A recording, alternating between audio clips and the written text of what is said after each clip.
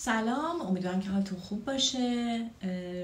اخیراً که طلا به اوج قیمت ها رسیده و سهام اصلاح زیادی داشته، خیلی ها دارن توی سرمایه گذاری هاشون همون حس طمع رو دارن که بیشتر بخرن، که بیشتر سود کنن. حس فومو رو دارن که شاید ترس از جا ماندنه هست، مجددا با حجم سنگینی میخرن و حس این که حس ترس رو هم دارن و با قدرت بیشتری میفروشن. من این ویدیو رو آماده کردم که در این زمینه صحبت کنیم که چی کار کنیم الان شرایط چی میشه، اصلا ما چجوری باید دارایی هامون رو مدیریت کنیم، همش با خبر معامله کنیم یا تحلیل تکنیکال رو نگاه کنیم یا فقط تحلیل بنیادی، کدوم یکیشون بالاخره برای ما میتونه مفید باشه. این کت من چرا اینجوری بی‌نظمه؟ چون کت پوشیده بودم ترجیح دادم کت رو در بیارم. ببینید، اول اینکه برای نظم داشتن توی مدیریت داراییمون باید یه دفتر سررسید داشته باشید. یعنی شما هر کاری میکنی باید اینجور مکتوب کنی، بنویسی امروز در تاریخ این من اینقدر معامله کردم، اینقدر سرمایه گذاری کردم، در این تاریخ طلا خریدم، در این تاریخ سهام مثلا خریدم یا فروختم، اینقدر من صندوق درآمد ثابت دارم، این پلن امروزمه، اینقدر درآمدم بوده. همه اینا رو یادداشت کنید. یعنی داشتن دفتر سررسید خیلی براتون کمک میکنه که بتونید هر روز معاملاتتون رو بررسی کنید و ترجیحاً مکتوب باشه. اینو اکتفا نکنید که مثلا حالا دارید توی تبلتتون مینویسید یا توی گوشیتون ذخیره میکنید یا حالا میگید چیکار کنم، توی مثلا استیتمنت معاملاتیم هست، توی گردش معاملاتم همه چی هست، حساب بانکیم همه چی هست. مکتوب کردن یک نکته مثبتش اینه که در ذهنتون هم ثبت میشه. ببین شما وقتی چیزی رو یادداشت میکنی، چون اکتو انجام دادی، اون حرکت رو انجام دادی، در مغز در ذهنت ثبت میشه و همیشه یادته که کجا اشتباه کردی، کجا راه درست بوده، چقدر سود به دست آوردی و میتونی بهتر فکر کنی روی موضوعات. برای همینه من دفتر سررسید و من نوشتن دقیقاً به اون قلم و خودکار و حالا اینا توصیه میکنم که داشته باشید. نکته بعدی این که بشید برای خودتون یه اکسل خوب طراحی کنید. تو این اکسل باید چیا باشه؟ تو این اکسل باید این باشه که در سال جدید، حالا کلا تاریخ بزنید براش، این که من اینقدر دارایی دارم، مثلا اینقدر سهام دارم، بنویسید. در چه تاریخ‌هایی سهامو خریدین بنویسید. تاریخش رو هم نه، حالا قیمتش بیشتر برای ما مهم‌تره تا تاریخش. مثلا یک سهمی رو ممکنه در 3 تا قیمت خریده باشید، اونو 3 مدل سرمایه گذاری ما داریم تعریف میکنیم، نه اینکه شما از یک سهم همش رفتین خریدین. اینکه مثلا یک سهمی رو یک بار در یک قیمت خریدید، اون تموم شده، اون یه پوزیشن معاملاتی جدا بود، اون یه سرمایه گذاری جدا بوده. دوباره اومدین سرمایه تزریق کردین، مثلا یک سهم رو دوباره خریدین. یه صندوق طلا رو اومدین قیمتش رو مثلا حالا در این قیمتی خریدین. در کل ببینید، اکسل بندی کردن، نوشتن دارایی هاتون. من اینقدر ملک دارم، درآمد مثلا ماهانم، یک اکسل جدا بذارید مثلا برای درآمدهای ماهانه‌تون، یک اکسل هم بذارید، یعنی یه شیت هم طراحی کنید برای هزینه هاتون، یا حالا اگر دیگه به سلیقه خودتون اکسل میتونید مرتب کنید، مثلا پایین‌ترش هزینه هاتون رو بنویسید. این اکسلتون باید شامل قیمت روزانه ملکتون باشه اگر ملک دارید. اگر زمین دارید، هر گوشه‌ای که خریدین بذارید اونم بنویسید بمونه. نکته بعدی این که در کل حالا ملک رو هم بنویسید. سهام چقدر دارید، با سود با زیان مهم نیست. سهامو من در فلان قیمت خریدم، الان اینقدر در زیان هستم، بنویسید. کریپتوکارنسی دارید، چه کریپتوهایی خریدید یا چقدر اصلا دارای کریپتوکارنسی دارید، بنویسید. چقدر صندوق درآمد ثابت دارید، بنویسید. اگر در صندوق‌های کالایی مثل زعفران سرمایه‌گذاری کردین، بنویسید. اگر صندوق‌های ملکی، املاک و مستقلات، صندوق‌های ریت سرمایه گذاری کردین، بهش میگن ریت دیگه، توی صندوق‌های ریت اگر سرمایه گذاری کردین باز بنویسید، جزو ملک حساب میشه. سهام، طلا، اینا همه رو بنویسید. چقدر طلای فیزیکی دارید باز یادداشت کنید. کل همه دارایی هاتون اکسل بندی کنید. در نهایت یه جمع‌بندی میرسید، در نهایت وزن اینا رو مشخص کنید. یعنی یه 100% پایینش بنویسید، بعد مثلا وزنش رو مشخص کنید. من مثلا 30% هم سهام، 40% هم طلاست، یا نمیدونم حالا ملک رو با توجه به اینکه حجمش سنگینه میتونید از این دارایی هایی که مدام حالا راحت میتونیم نقدینگی رو انتقال بدیم جدا کنید. یعنی این اکسلی که برای ملک کویناتون نوشین یه جا بذارید، یه اکسل دیگه طراحی کنید، ملک رو ازش خارج کنید و درصد بندی کنید، وزن بدید. این وزن سهامم، این وزن صندوق‌های درآمد ثابتم، اینو جدا داشته باشید. این خیلی دیدگاه خوبی براتون میده. دیگه هیجان زده در بازار نمیشید. حالا استراتژی باید تعریف کنید. بعد از اینکه برای اینا نوشید باید چه استراتژی داشته باشید. حالا استراتژی چیه؟ ببین استراتژی یعنی این که من خودم مدیر سبد خودم هستم، سبد دارایی خودم هستم و من دارم تعیین میکنم که این قیمت از دارایی رو کجا بخرم و کجا بفروشم. چیدن استراتژی باعث میشه که مسیر راه رو، اون مسیر رو درست تعیین میکنی. ببین مثل گوگل مپ میمونه، شما میخوای از اینجا تا اونجا مثلا حرکت کنی، مثلا از حالا من ارومیه میخوام بری تهران، خب گوگل مپ میندازی، از بلد یا نشان استفاده میکنی، مسیر رو برات مشخص میکنه بدون اینکه حالا شاید مسیر رو اونایی که رفتن دیگه عادت دارن، میدونن مسیر کجاست، راحته. برای بعضیا مسیر رو نمیشناسن. وقتی که مسیر رو نمیدونه و داره از این گوگل مپ استفاده میکنه، میدونه چقدر حرکت میکنه، چند ساعت رانندگی میکنه، چند ساعت توقف میکنه، کجاها مجتمع‌های خوب اقامتی هستن، میتونه مثلا یه نیم ساعتی استراحت کنه، بنزین بزنه، اگر چیزی میخواد دوباره حالا خرید کنه، بخوره، یه بنزین هم برای خودش بزنه و حرکت کنه. و در نهایت ببین مسیر مشخصه. چرا؟ من از ذهنم من وقتی دارم توی گوگل مپ موقع رانندگی این مسیر رو برای خودم مینویسم و میبینم تو گوشیم از کجا تا کجاست و اینا، آینده است دیگه. من توی راه هم هزاران اتفاق میتونه برای من رخ بده. خب ولی این در ذهن من هست و من مدام دارم تو ذهنم آپدیت میکنم. خب من الان رسیدم به فلان شهر، الان از این قسمت شهر رد میشم، الان مثلا حالا اگر نمایی چیزی باشه، المانی باشه تو این شهر، اونو میبینم. هی تو ذهنم دارم مرور میکنم، دوباره حرکت میکنم، دوباره میرسم مثلا به یک شهر دیگه، توی اون شهر ممکنه یکم استراحت کنم، اینجا قراره بنزین بزنم. ببین مدام تو ذهنم دارم اینا رو میچینم. چرا؟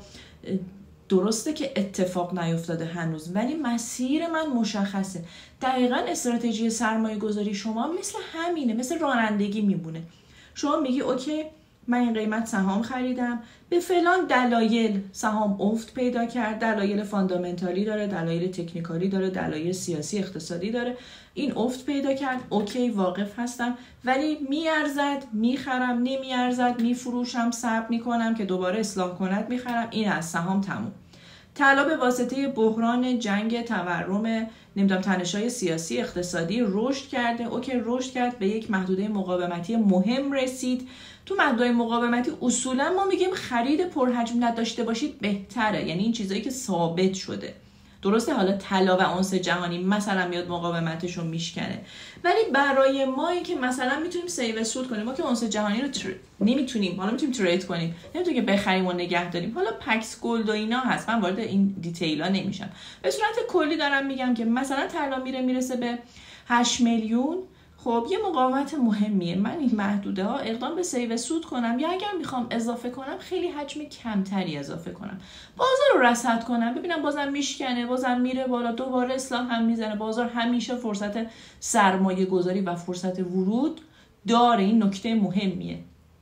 خب از باز مسیرتون از طلا مشخص، سیو سود میکنم، از طلا برمیدارم، سهامم افت پیدا کرده و من استراتژیم باز مسیرم برای سهام مشخصه، نگه داشتم که یک رالی خوب، یک سود خوب از فلان سهم بگیرم و میانگین کم میکنید. میانگین های خریدتون رو در سعی میکنید، حالا دقیقاً نمیرسه به اون کفش، ولی حداقل سعی کنید بین بازه مثلا 10 الی 15% منفی نگه دارید اگر منفیه.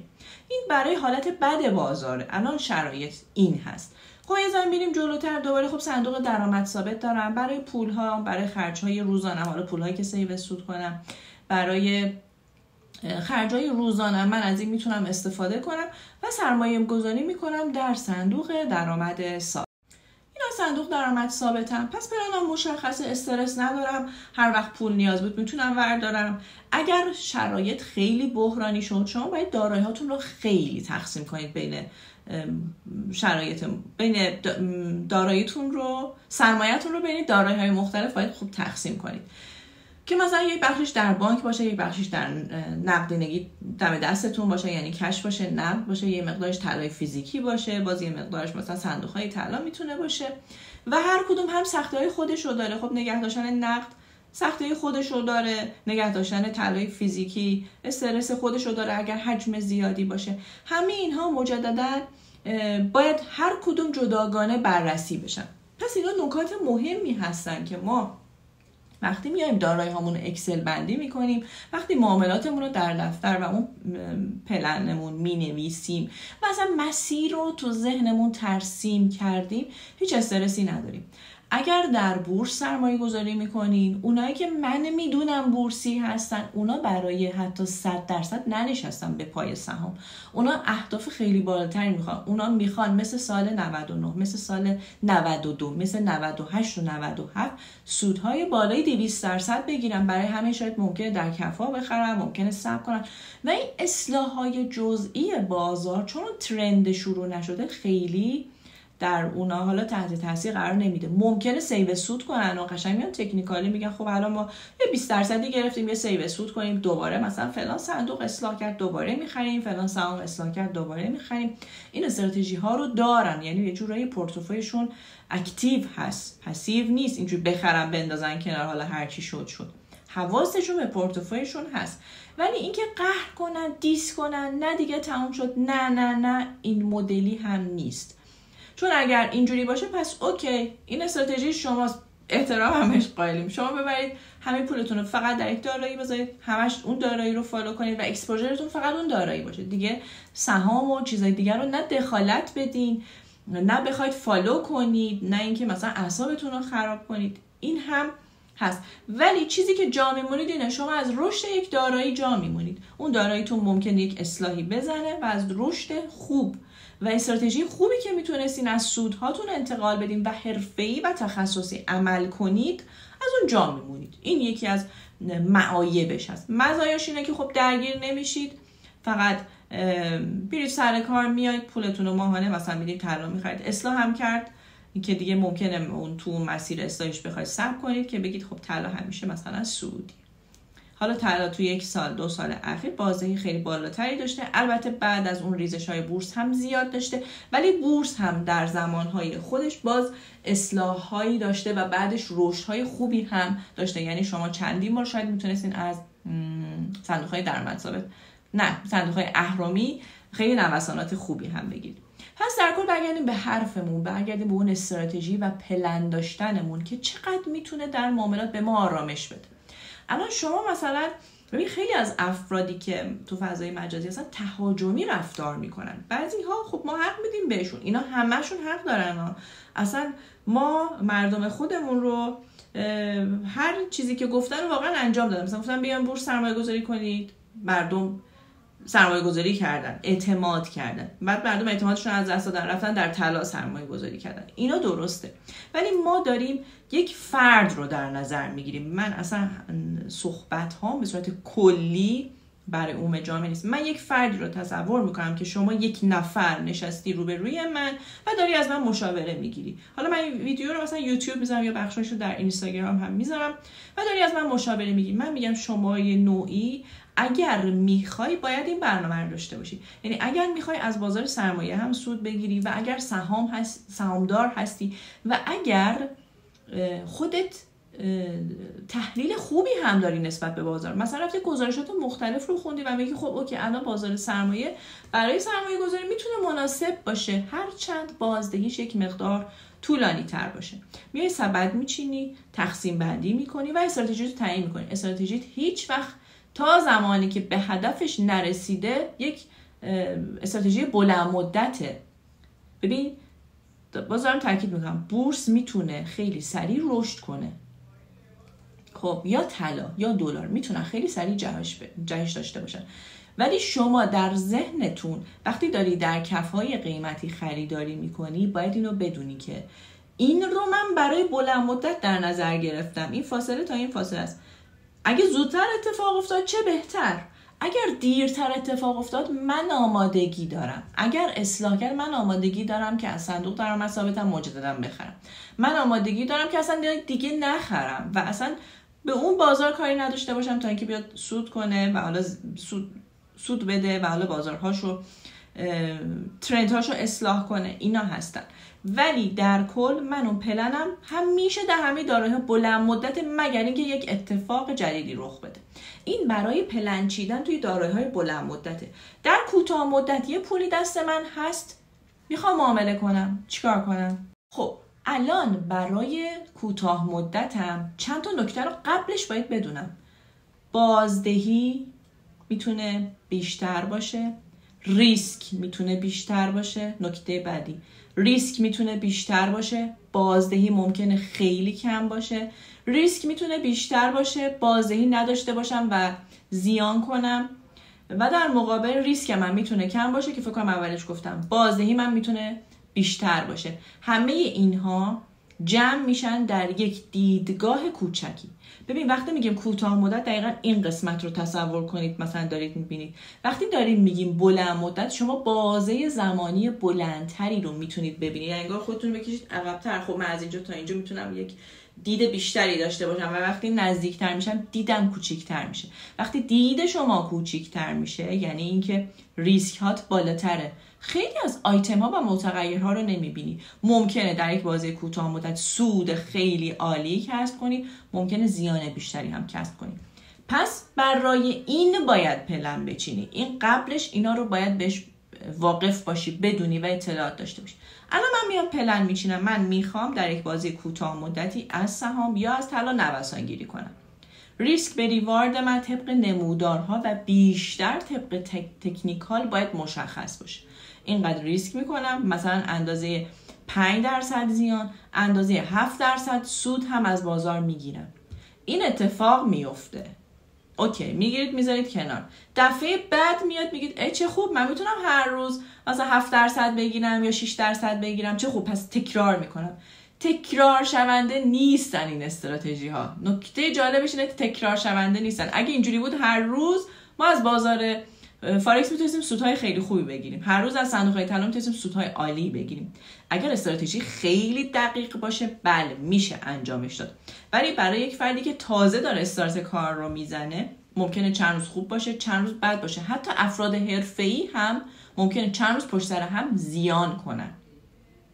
این نکته مهمیه. پس استراتژی سودهای کوتاه مدتی که سریع میایید تعمیم میدید، میگید خب من حالا چی کاری حساب کنم، مثلا بورس یا طلا بیاد 200% 300% رشد کنه، من هر روز میام 5% میگیرم، تازه اون 5% هم مرکب میکنم طبق اون استراتژی مرکب، پس سودهای خیلی خوبی میتونم کسب کنم.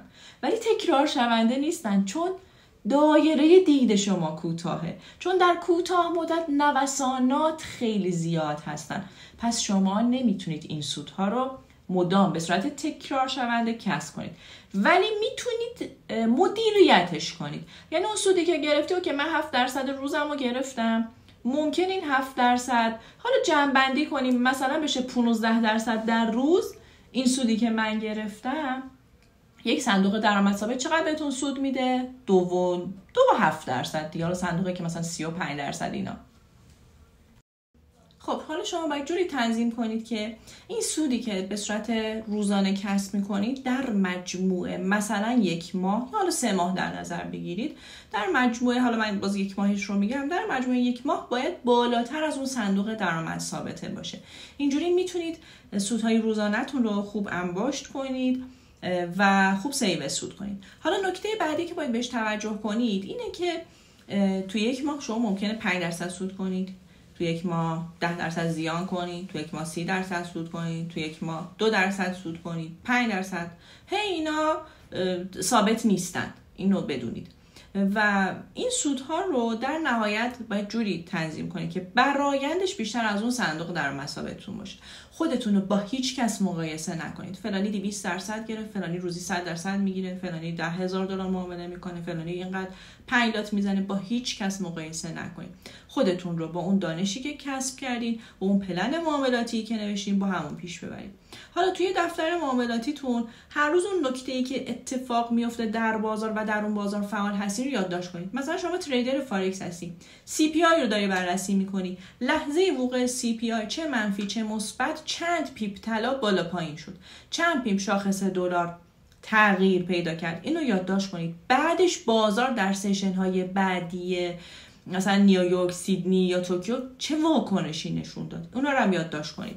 هر روز هر اتفاقی که میفته در پلنتون بنویسید، در ناخودآگاهتون ثبت میشه و اون سنس و حستون نسبت به بازار میتونه بهبود پیدا کنه. شما به مراتب میتونید آداپته بشید نسبت به شرایط بازار، ولی باز هم به اون 100% نمیرسید، چون بازار غیر قابل، چون بازار پیش بینی میکنیم بازار رو و در نهایت نمیدونیم که آیندهش به چه سمتی به صورت قطعی میتونه حرکت کنه. پس این داشتن پلن معاملاتی اینجا برامون میتونه خیلی کمک کننده باشه. چه اتفاقی در بازار سرمایه افتاد که اصلاح کرد، یادداشت کنید. چه اتفاقاتی در طلا افتاد که طلا رشد کرد، اینم باز یادداشت کنید. نکته بعدی این که این سبد دارایی که اول براتون گفتم، این اکسل بندی، اولی که حس خوبی میده، من چند خوب هر چند کم مهم نیست. من اینقدر طلا دارم، اینقدر طلای فیزیکی دارم، اینقدر صندوق طلا دارم، اینقدر سهام دارم، من سهامدار مثلا فلان کارخونه هستم و حالا در مورد سهام روانشناسی این سهام و اینا هم صحبت میکنیم. من مثلا اینقدر رمزارز دارم، اینقدر آلت کوین دارم، اینقدر بیت کوین دارم، اینقدر نمیدونم صندوق درآمد ثابت دارم. حالا خاصی صندوق‌های زعفران و اینا رو تحلیل کنید، اضافه کنید و این نشان دهنده اینه که شما کاملا اشرافیت داری به دارایی هاتون، تمرکزتون بالاتره. سهام رشد کرده، یه مقدار حالا ممکنه بازار اصلاح کنه، اوکی سیو سود میکنم. مثلا صندوق‌های طلا اگر اصلاح کردن طلا اضافه میکنم. طلا رشد کرده در مقاومت من، مثلا 50% در سودم رو شناسایی میکنم، میرم صندوق درآمد ثابت میگیرم. اگر سهامم اصلاح کرده و میدونم سهام میتونه رشد کنه، مجددا در سهام سرمایه گذاری میکنم. اینجوری چرخیدن بین دارایی ها میتونه بازدهتون رو در بلند مدت افزایش بده.